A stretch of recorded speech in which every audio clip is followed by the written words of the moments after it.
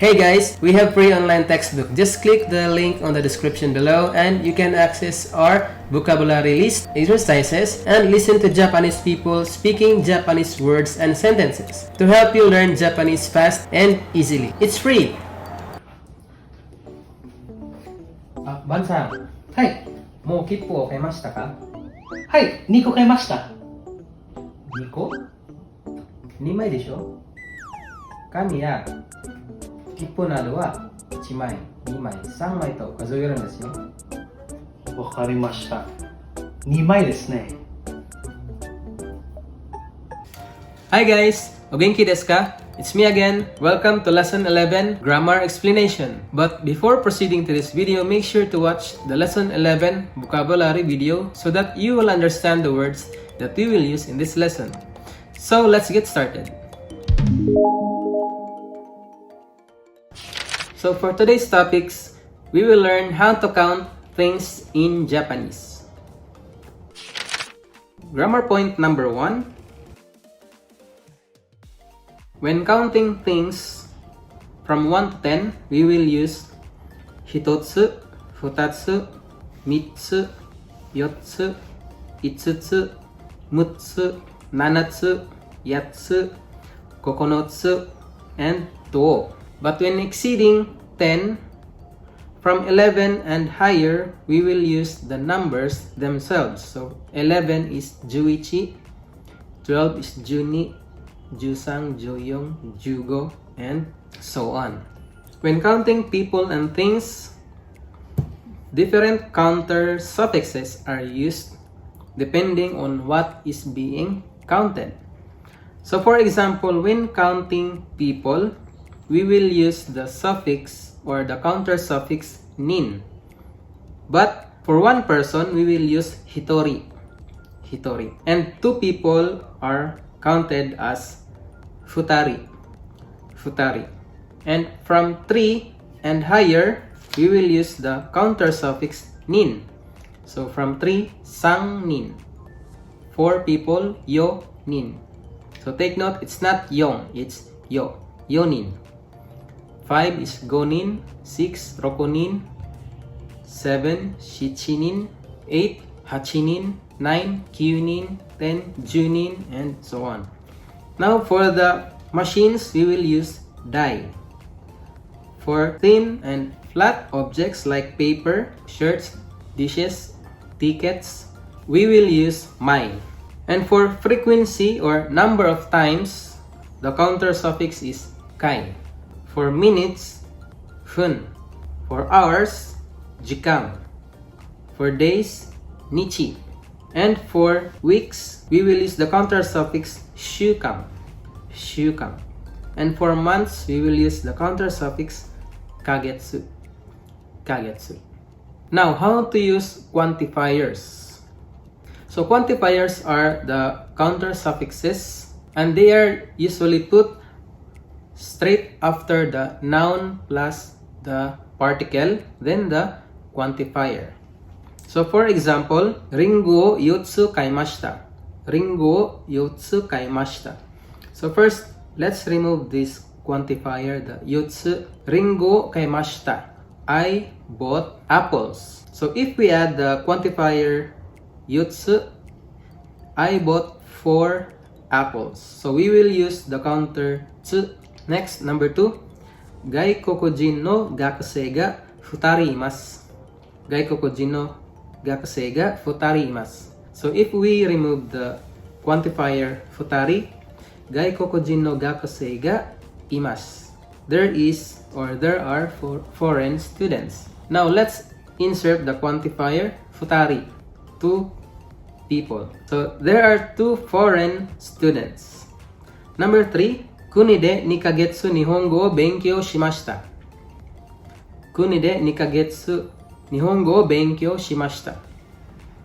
So if we remove again the quantifier 2ヶ月, which is 2 months, 国で日本語を勉強しました。I studied in my home country. Then let's insert the 2ヶ月, 2 months. I studied Japanese for 2 months in my home country. So if you notice, quantifiers are usually put before the verbs. Okay? Next.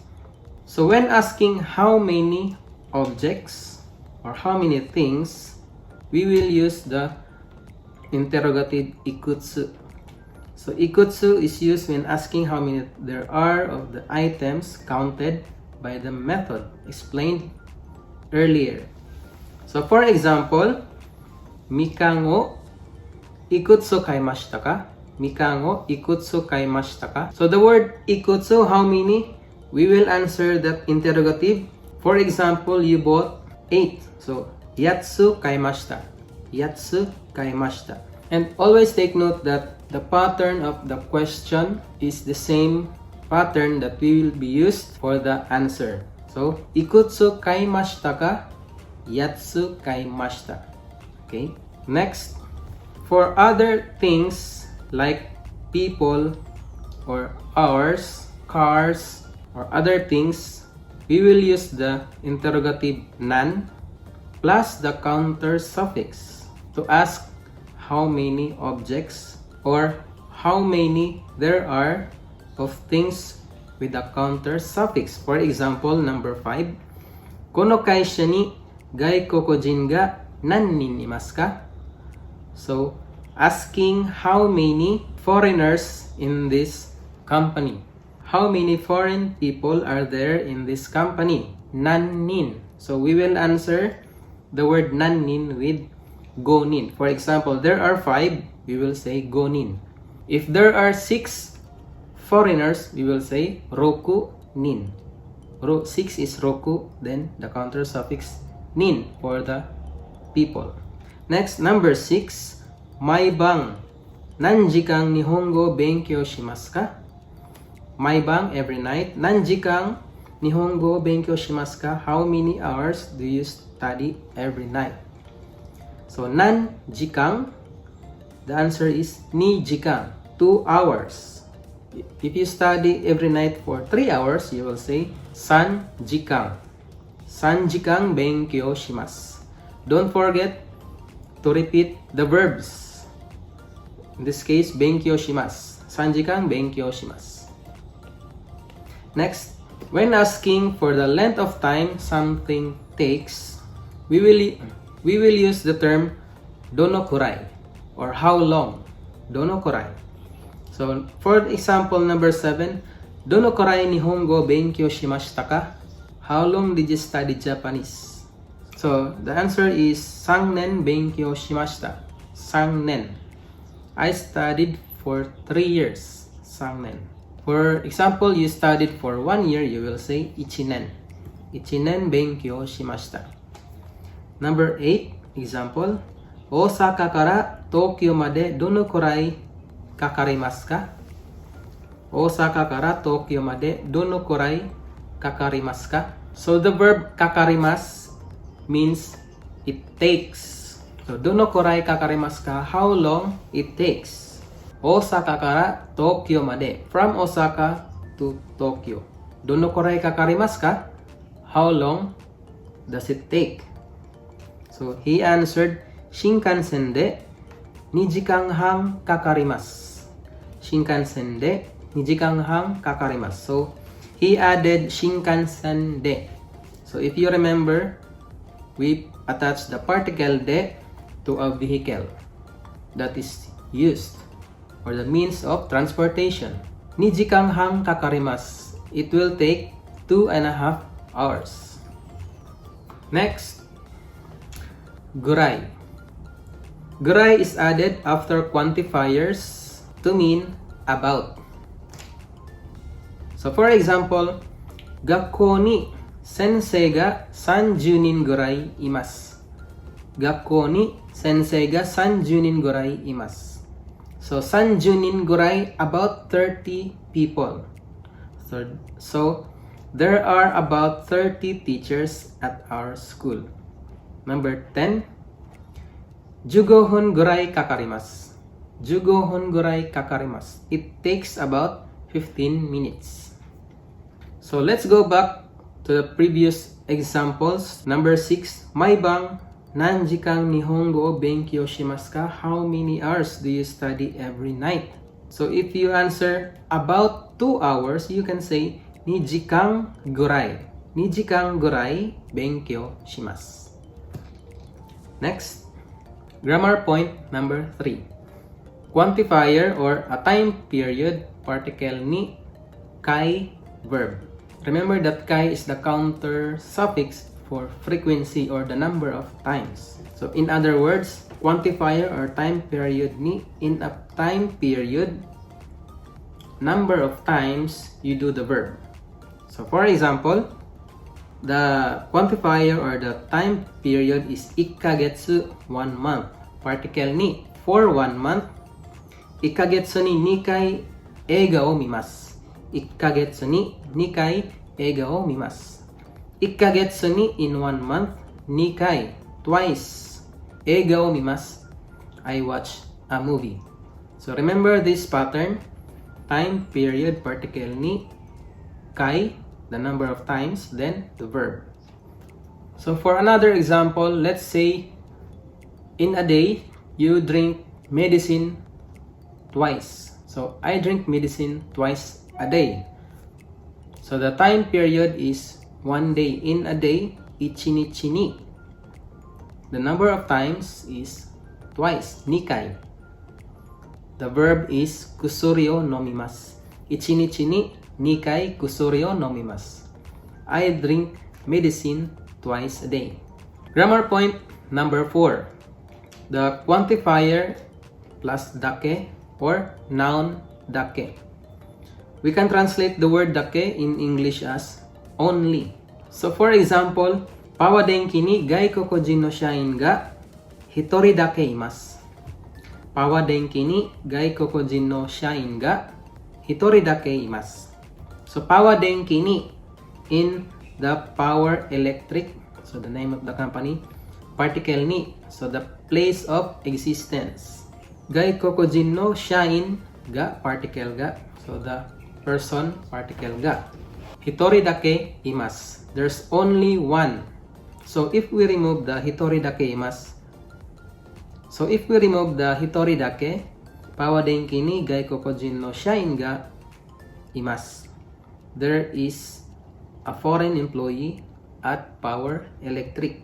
So let's insert hitori dake imasu. There's only one. Number 13. Yasumi wa nichiyobi dake desu. Yasumi wa nichiyobi dake desu. So this is the noun dake, nichiyobi dake. Yasumi wa, my day off. Nichiyobi dake desu is on Sundays only. Now let's take a short recap for today's lesson. Remember that when counting things like tables, chairs, we will use the counters hitotsu, futatsu, mitsu, yotsu, itsutsu, mutsu, nanatsu, yatsu, kokonotsu, and to. And when counting things in Japanese, so depending on the things that is being counted, there are different counter suffixes that are used. For people, we will use nin, except 1 and 2, hitori and futari. For machines and vehicles, we will use the counter suffix dai. For example, ichidai, nidai, sandai. For thin, flat things such as paper and tickets, we will use the counter suffix mai. For frequency or number of times, we will use the counter suffix kai. And for minutes, we will use fun. For hours, we will use jikan. For days, we will use nichi. 1 day is ichinichi. And from 2 days and higher, this is the same as the days on the calendar. We will use futsuka, mikka, yokka, itsuka, and so on. For weeks, we will use shukan. And for months, we will use the counter suffix kagetsu. So when asking how many items there are, we will use the interrogative ikutsu. Ikutsu, how many? But for people, we will use nannin, how many people. Or things like machines, nandai, nandai. Nanmai, nanmai, nangkai, nampun, how many minutes. Nanjikang, how many hours. Nannichi, how many days. Nanshukang, how many weeks. And nangkagetsu, how many months. And the donokurai is used for asking the length of time something takes. And gurai is added to quantifiers to mean about. Like sanjunin gurai, about 30 people. Jugohon gurai, about 15 minutes. And the quantifier particle ni, the number of times, verb. Ikagetsu ni nikai egao mimasu, in a month, twice nikai egao mimasu, I watch a film twice a month. That's all for this lesson, guys. The next step, visit manabutextbook.com so that you can access more exercises and example sentences about this lesson for free. We also added a lecture video to make it easier for you to understand the contents of our online textbook. Minasan, kyo no lesson wa ikaga deshita ka? I hope you learned a lot in today's lesson. If you have questions, you can leave a comment below, and also you can follow me on my Instagram account. Please subscribe to our channel and hit that notification bell so you won't miss our future lessons. Dewa, mata ne. Bye-bye.